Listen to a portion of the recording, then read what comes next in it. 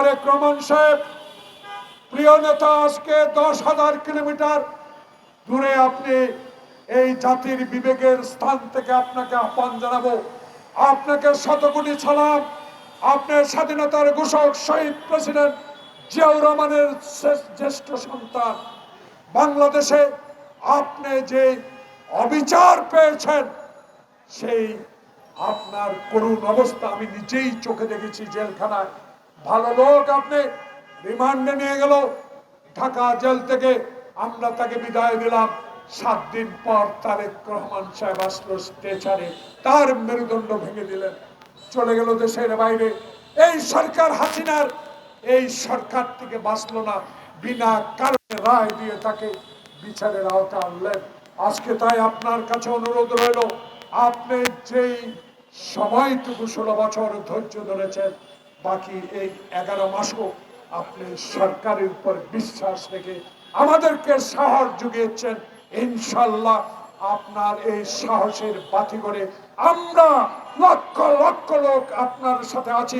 বাংলাদেশে 91-এর মতো একটি নির্বাচন অনুষ্ঠিত হবে।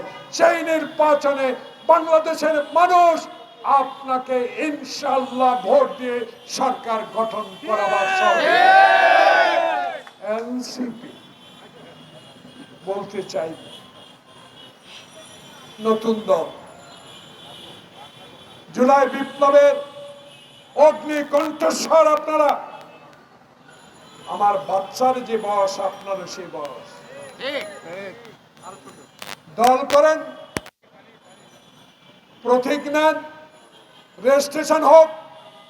নির্বাচনের লড়াই রমজানের আগে হবে, তার আগে কেমন বলেন 200 সিট আপনি পাবেন?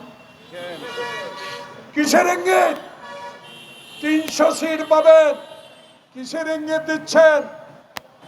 আগে তো বলেছি আমার বাচ্চার সমান আপনার বয়স, আর আপনার জন্মের পাক থেকে রাজনীতির সাথে আমাদের সম্পর্ক। 62-র আন্দোলন দেখেছি, 69-এর আন্দোলন দেখেছি, 62-র শিক্ষা আন্দোলন দেখেছি, 71-এর যুদ্ধ দেখেছি, এরশাদ বিরোধী আন্দোলন দেখেছি, হাসিনা বিরোধী আন্দোলন দেখেছি। আপনাদের আন্দোলনকে যদি তারেক রহমানের বিএনপি সহ যারা রাজপথে ছিলাম তারা সমর্থন না করতাম, পশ্চিম কালো আপনারা এই আন্দোলনে সফল হতে পারতেন না। আপনাদের এই সফলতাকে আমরা অস্বীকার করি না, কিন্তু কথাবার্তাগুলো যেন সুন্দর হয়। কারণ আমাদের দল বলেছে, আসুন রাজনীতি করেন, ক্ষমতায় বসেন, যদি জনগণ ভোট দেয়।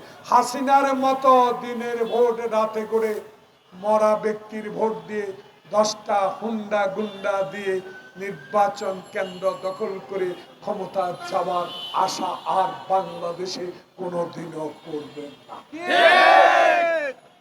বাংলাদেশের মানুষ অনেক দেখেছে, শেখ মুজিবকেও দেখেছে, কিন্তু সমালোচনা করে। মাওলানা আব্দুল হামিদ খান ভাসানী সমালোচনা তো করে না। সমালোচনার ব্যক্তি বিধায় আপনি সমালোচিত হন।